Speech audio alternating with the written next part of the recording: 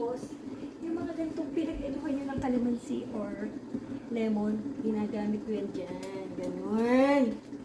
Ganun. Pagpaalis na natural. Pagpaalis na mga maiitim na singit at saka maiitim na ganyan. Ganyan. Kasi nga, para mawala yung mga ano. Kaya mo lang siya dyan, sayang yan. Ganun, hindi ko siya basta-basta tinatapo. Kasi may katas pa yan, promise. Pwede din yan sa mukha, actually. Yung mga ganyan, mga pinagkanyaan. Yung mga pinaggayatan nyo ng gamitin nyo lang. Pwede din yan sa mukha. I-ganyan nyo lang, ganun. Habang nag-aantay ko sa niluluto nyo, ganun. Ganun, no? Sayang, di ba? At least, natural, mahapdi nga lang minsan sa mukha. Lalo na kung may pimples kayo.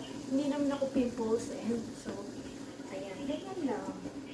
Sa mga tuhod-tuhod, sa mga maiitim, masingit. Sa lahat ng mga maiitim. So, kung buong katawan mo ay maiitim, kudkudin mo ng lemon. Ganun.